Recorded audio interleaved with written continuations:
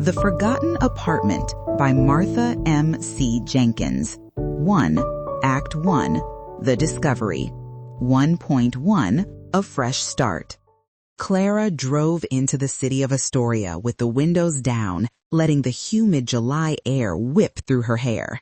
The moving truck, blessedly, was already at the apartment building, a grumbling behemoth parked illegally by the curb. A fresh start. The words felt like a mantra, a prayer, a desperate plea. After the wreckage of her last relationship and the slow, soul-crushing burnout of her graphic design career, Astoria had called to her like a siren song. New city, new opportunities, new Clara. She just needed to believe it. The building loomed, a relic of a grander era. 6 stories of weathered red brick, intricate wrought iron balconies, and ornate stone gargoyles that seemed to gaze down with knowing, ancient eyes. The Hawthorne, a faded brass plaque proclaimed, its letters tarnished green. It possessed a stately charm, certainly, but also an unsettling quietness, a hush that felt less like peace and more like holding its breath.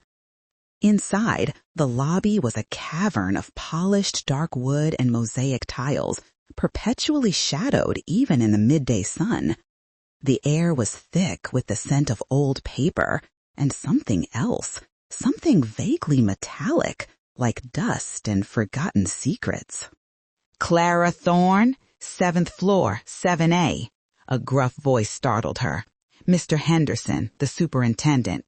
He was a barrel-chested man with a perpetually furrowed brow and a key ring that jangled like a medieval torture device. He'd barely looked at her during the lease signing, his eyes always seeming to dart to the corners of the room as if expecting something to materialize. "Everything's in order, though I'd appreciate it if you'd keep the noise down. Not everyone appreciates a lively night." He didn't wait for her reply, instead turning to holler instructions at the movers, his voice echoing in the cavernous space. Her apartment, 7A, was bright and airy, with large windows overlooking a tree-lined street. It was perfect, or at least it would be. Boxes were everywhere, a cardboard army awaiting her attention. The first few days dissolved into a blur of unpacking, arranging, and trying to impose order on the chaos of her new life. She barely saw her neighbors, though she sometimes heard muffled footsteps on the floor above or the faint sound of classical music from down the hall. They seemed sparse or simply kept to themselves. One afternoon, in a desperate search for the communal laundry room, Clara decided to explore. The building was a labyrinth of half-lit corridors and unexpected stairwells. She followed a sign marked Laundry, Level B, to a basement that smelled faintly of mildew and bleach. On her way back up, disoriented, she found herself on the 7th floor again, but down a less used, tucked-away corridor she hadn't noticed before. The paint here was flaking, the carpet worn to a threadbare sheen, and there, on a heavy oak door, was a faded, obscure number, 7B. She frowned. She'd studied the building directory in the lobby. Her own apartment was 7A. Then it jumped to 7C, 7D, 7E, no 7B. She walked back to the main elevator bank, found the directory, and confirmed it. 7A, 7C, 7D. A quick scan of the other floors yielded similar gaps. It was an anomaly, a tiny ripple in the fabric of the building's otherwise rigid order. A disused storage closet, perhaps? But the door to 7B looked too substantial, too permanent for a mere closet.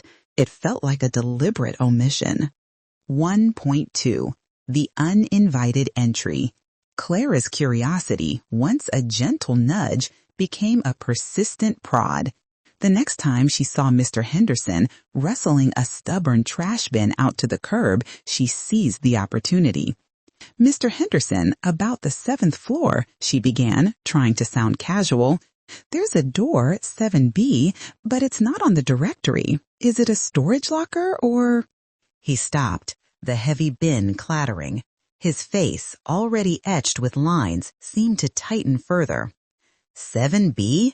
There's no 7B, miss. That's a numbering error, like I told the last one. Just a disused space. Nothing there. Best not to go poking around where you don't belong, for your own good. His eyes, usually fixed on some distant point, now bore into hers, sharper and colder than she'd expected. His demeanor was distinctly evasive, and the almost imperceptible tremor in his hand as he gripped the bin handle did not escape her notice. His dismissiveness, rather than assuaging her, only amplified her intrigue. A numbering error? It felt like a lie. Days later, the building's strange aura seemed to seep into her own apartment. She was struggling to open a particularly stubborn kitchen drawer, one that had been stiff since she moved in. With a final grunt of effort, it finally lurched open, rattling its contents. And there, nestled in the back amongst forgotten crumbs and ancient grocery lists, was an ornate, old-fashioned key. It was heavy, made of tarnished brass, with an intricate, almost floral design on the bow. Tied to it with a faded piece of twine was a small rectangular tag of yellowed parchment. Upon it, faintly etched in what looked like faded ink, were two characters, 7B. A shiver traced its way down Clara's spine. It couldn't be a coincidence. This key in her apartment? Was it left by the previous tenant, or was it waiting for her? Compelled, a prickle of unease warring with a potent surge of excitement, Clara took the key. She walked down the quiet corridor, the key cold and heavy in her palm. The door of 7B, when she reached it, seemed to watch her. She inserted the key. It slid in with surprising ease, a well-oiled movement, as if it had been used just yesterday. A soft click echoed in the silence. She pushed the door open.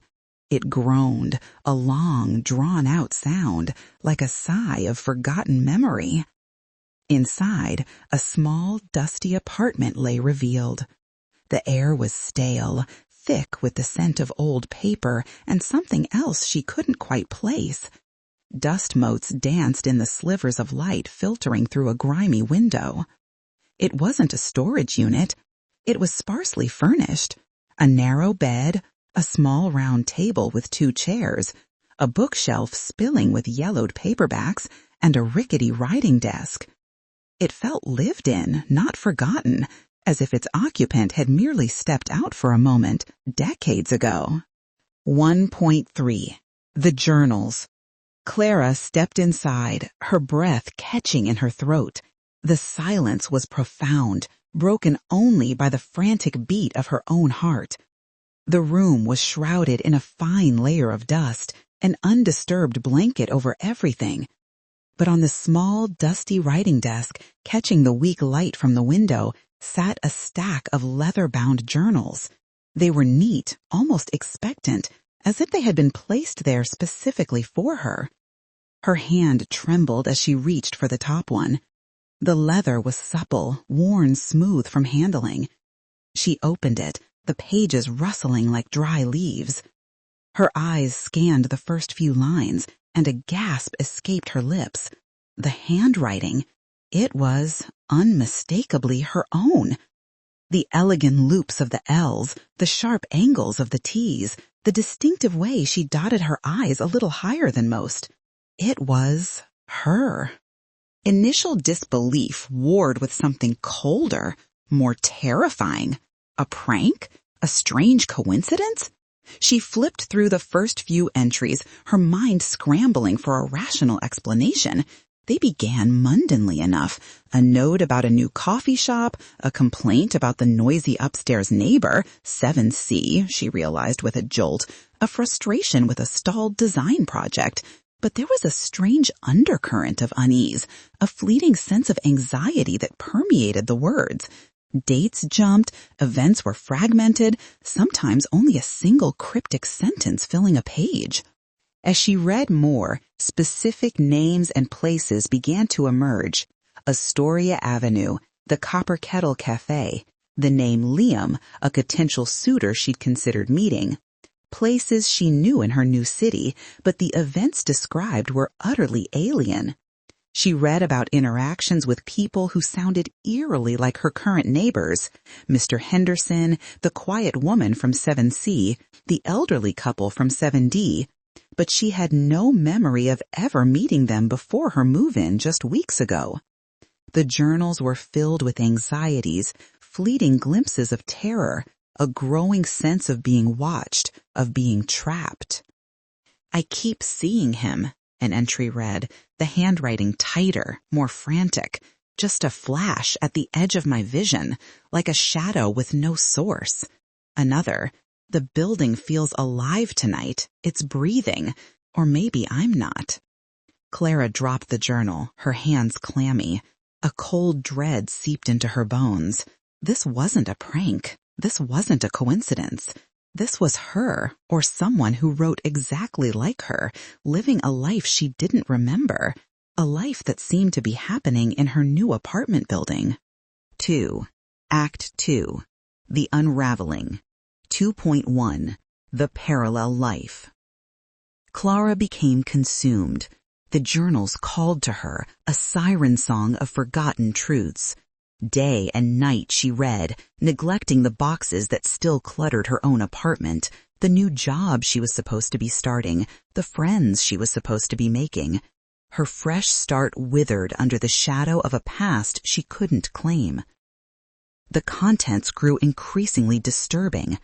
Journal Clara, as she began to think of her, seemed to be living a life that mirrored Clara's own just a few months or perhaps a year in the past. But her experiences were darker, warped, filled with a pervasive sense of paranoia and strange occurrences within the Hawthorne.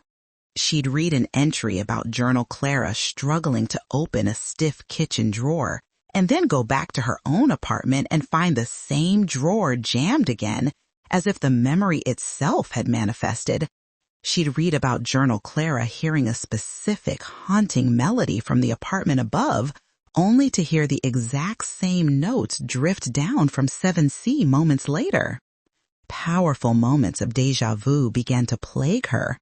She'd be buying coffee at the Copper Kettle, and the barista would ask, "Same as usual, Clara," even though she'd only been in twice.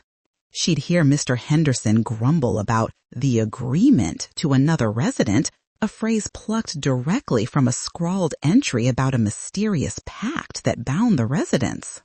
One afternoon, passing Mrs. Albright, the quiet, elegant woman from 7D, in the hallway, Mrs. Albright smiled thinly. "Getting comfortable, dear?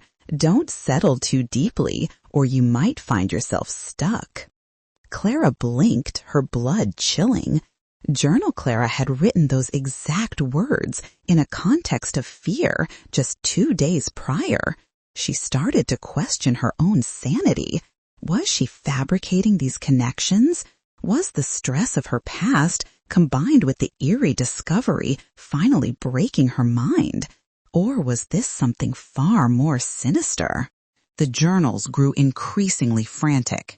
They spoke of the agreement, a binding contract with the building itself, of the sacrifice, a looming undisclosed price, of the cycle, a repetitive pattern of events, and of the architect, a cryptic term that seemed to refer to a person or entity controlling the Hawthorne. Journal Clara was terrified, her entries filled with a desperate plea to escape a specific date or event approaching, though the exact nature of it remained maddeningly vague. 2.2. The Building's Shadow. Clara's current neighbors, previously just odd, now seemed to watch her with a knowing glint. Mrs. Albright from 7D would offer unsolicited advice. "The library is a lovely place, dear, so much safer than digging around online." Mr. Henderson became outright hostile when she tried to mention the journals, even vaguely. "I told you there's nothing there. You're trespassing. Get out of that apartment or I'll call the police." His face was mottled red, his eyes bulging with an intensity that genuinely frightened her. He denied the existence of 7B, then denied ever talking about it. Triggered by specific passages or present events, Clara began to experience vivid, fragmented flashbacks, not just images, but raw sensations. The overwhelming smell of burnt sugar and something metallic combined with a searing pain in her head as Journal Clara recounted a night of strange rituals. A suffocating fear, the feeling of being watched, just as a chill wind snaked through her supposedly sealed apartment. These weren't figments of imagination. They were visceral, undeniable, suggesting the journal's events actually were her own buried memories. Desperate for answers, Clara turned to the public library, Mrs. Albright's subtle suggestion echoing ominously in her mind, and online archives. The Hawthorne, it turned out, had a checkered past.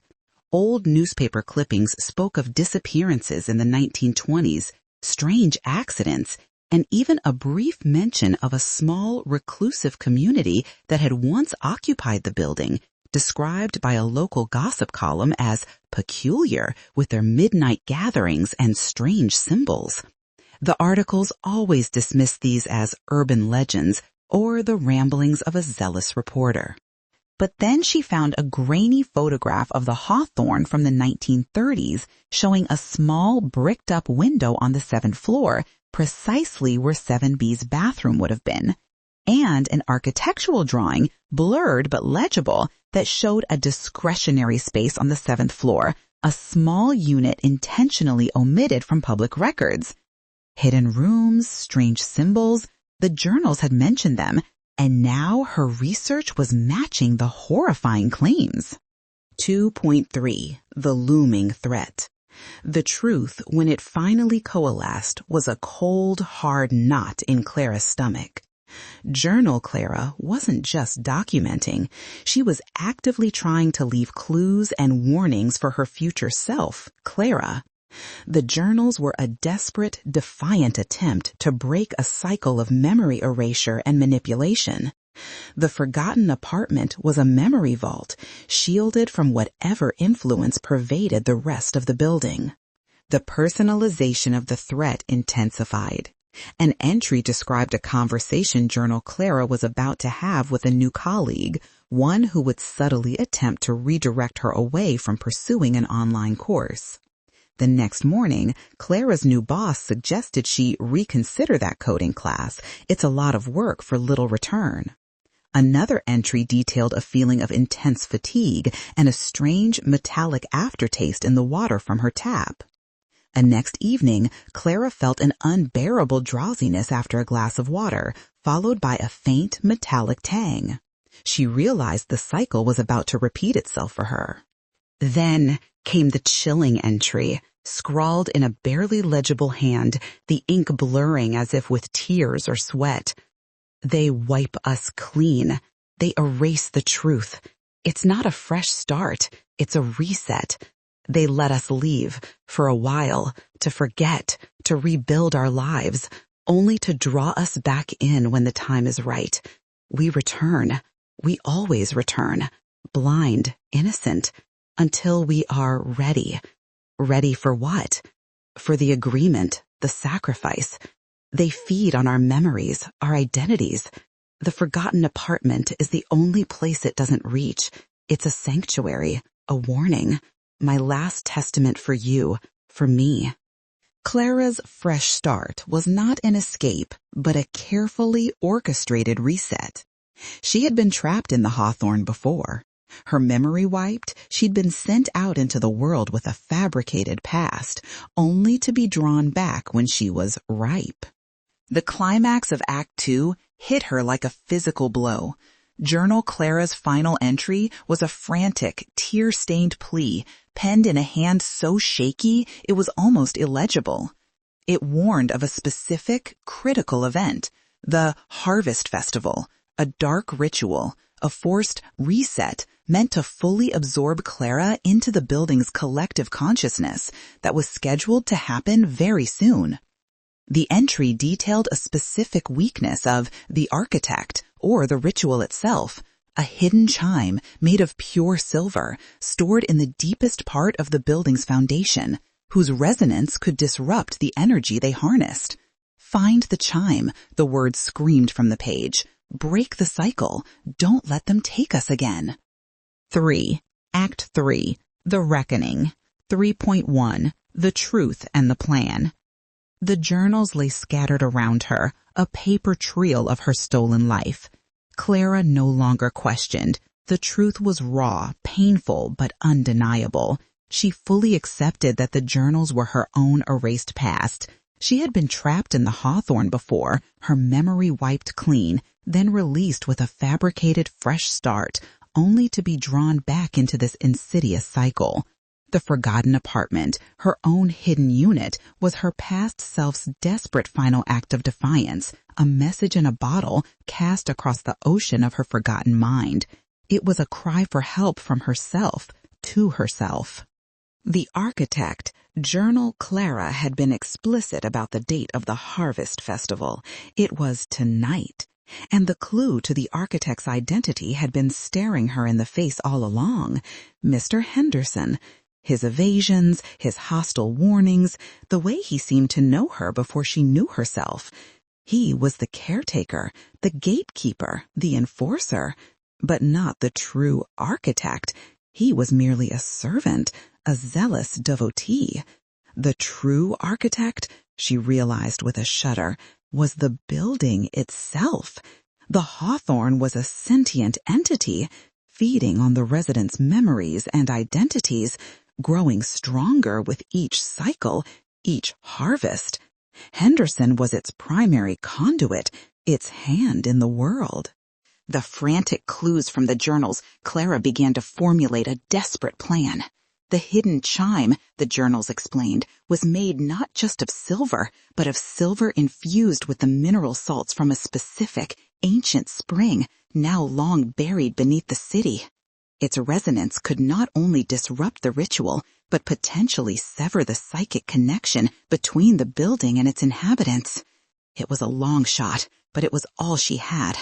According to Journal Clara, the chime was hidden in the oldest part of the building, the original well house, long sealed off, now part of the Hawthorne's forgotten catacombs beneath the foundation, a place Henderson would guard fiercely. 3.2. The Final Confrontation. The sun began to dip, casting long, menacing shadows across her apartment. Clara felt the building stir. A low hum vibrated through the floorboards, a barely perceptible tremor in the air. The Harvest Festival was beginning. She slipped out of 7A, armed only with a flashlight, a sturdy wrench she'd found in her utility drawer, and the terrifying knowledge gleaned from her own past self. The hallways were unnervingly empty, the silence thicker than ever. As she descended to the basement, the air grew colder, heavy with the metallic scent she now recognized as fear and anticipation. Mr. Henderson materialized at the entrance to the maintenance tunnels, blocking her path. His eyes, usually clouded with suspicion, now blazed with a manic, almost joyful light. "Going somewhere, Clara? You're early for the gathering. We still have a few minutes for the final preparations." His voice was no longer gruff, but smooth, almost caressing, laced with an ancient authority. The building's power coursed through him. You shouldn't have listened to her. She was always troublesome, always fighting. So much easier to just let go. He raised a hand, and Clara felt a heavy wave wash over her. Her head swam. Memories flickered, not her own, but fabricated ones. Her ex-boyfriend, smiling warmly, inviting her back. Her old job, successful, fulfilling. A life of quiet bliss, free from the terror of the Hawthorne. "Succumb," a voice whispered in her mind, cold and ancient, yet undeniably hers. "It's easier. Just forget." Clara gripped the wrench, the cold metal anchoring her to reality. She closed her eyes, remembering Journal Clara's last desperate entry. "Don't let them take us again." This wasn't blissful ignorance, it was a cage. She fought back, forcing herself to focus on the pain, the fear, the stolen years. Each fragment of reclaimed memory felt like a shard of glass, tearing through the illusion. She saw the faces of the other residents, their eyes vacant, their smiles empty. She would not become one of them. "You can't erase me," Clara declared, her voice trembling but firm. I remember all of it." With a guttural roar, Henderson lunged. She ducked, surprising him with her newfound resolve. The wrench swung, catching him in the shoulder. He staggered, but the building rushed to his aid, sending a tremor through the floor that nearly dislodged Clara. Shadows stretched and twisted, forming grotesque shapes, whispering accusations of her past failures, her isolation. She scrambled past him, deeper into the dark, damp tunnels. Henderson, moving with unnatural speed, pursued her, his laughter echoing eerily. She found the sealed-off entrance to the old well house, just as Journal Clara had described. It was a bricked-up archway, barely visible beneath a tangle of ancient pipes. "The architect feeds on us," Henderson snarled, closing in. "It makes us part of something greater. We belong here. You belong here." He conjured an almost physical barrier, a shimmering distortion of air that pushed her back. Clara, fueled by desperation, swung the wrench against the bricks. Once, twice, until mortar crumbled. The building fought back, causing the pipes overhead to burst, spraying her with icy water. But she persevered, memories flashing, not just Journal Clara's, but her own now, vivid and clear. The feeling of being dragged, the terror, the blinding light of the reset. These weren't mere flashbacks. They were her own lived experience, finally unlocked. She burst through the opening into a small circular chamber. In the center, a deep, ancient well gaped. And there, hanging by a thread of silver wire from the damp ceiling, was the chime. It was a simple, elegant thing, about a foot long, made of dark, almost black silver. Henderson caught up, his eyes now glowing with fierce, possessive fury. "No, you won't break the cycle. You won't sever us." He reached out, his hand crackling with strange energy, attempting to burn the chime's wire. Clara, ignoring the searing headache, the building's desperate mental assault, acted. With a final surge of adrenaline, she took the wrench, aimed for the chime, and struck it with all her might. The sound was not loud, but it was incredibly pure, resonating with an almost unbearable intensity. It wasn't a chime. It was a mournful, defiant song that pulsed through the very foundations of the building. The air crackled, the lights violently flickered, and a high-pitched shriek, not from Henderson, but from the very stones around them, tore through the chamber. Henderson collapsed, clutching his head, his body racked with spasms. The shimmering barrier around him dissipated. The ancient, oppressive weight of the building seemed to lift, replaced by a sudden, unnerving stillness. The Hawthorne groaned, a sound of agony, then fell silent. 3.3. Aftermath and Lingering Echoes. Clara stumbled out of the well house, the reverberations of the chime still echoing in her bones. The building was quiet, truly quiet, for the first time since she'd arrived. The air felt lighter, cleaner. Henderson lay unconscious, twitching faintly. The other residents, drawn by the commotion, stood in the hallway, their faces bewildered, as if waking from a long, confusing dream. Mrs. Albright looked at her with wide, uncomprehending eyes, a flicker of something close to recognition mingled with stark terror. Clara had succeeded. The architect's power was broken, or at least severely weakened. The cycle was shattered. But the victory felt hollow, tinged with a profound sense of loss. Years of her life, stolen, distorted, erased. The people she thought she was, The memories she thought she had, all fabrications. She had reclaimed her true identity, but the experience had forever changed her. She carried the ghost of Journal Clara within her, a constant reminder of what she had lost. She left the Hawthorne a few days later, a survivor. She didn't look back at the grand, now silent edifice. She didn't remember every detail of her past lives within its walls, but the truth of her stolen identity, her repeated resets, was known to her. She carried a profound understanding of the fragility of memory, the insidious power of a manufactured reality. Clara moved into a small, innocuous apartment in a different part of the city, deliberately choosing a modern, soulless building with no history. She started her new job, her mind clear, her spirit scarred but unbroken. She bought a new journal, a blank slate, determined to record every moment of her life, to never again allow her narrative to be stolen. Months passed. The lingering echoes of the Hawthorne faded, replaced by the mundane rhythm of a normal life. One evening, sitting at her new minimalist desk, Clara opened her journal. She dipped her pen, a thoughtful smile playing on her lips. The first page was pristine, waiting for her words. She wrote, July 22nd, a fresh start. I moved into my new apartment today, a charming old building called the Hawthorne. It feels quiet. Her hand froze. The handwriting, the loops of the L's, the sharp angles of the T's, the distinctive way she dotted her I's a little higher than most, it was perfect. Her heart iced over.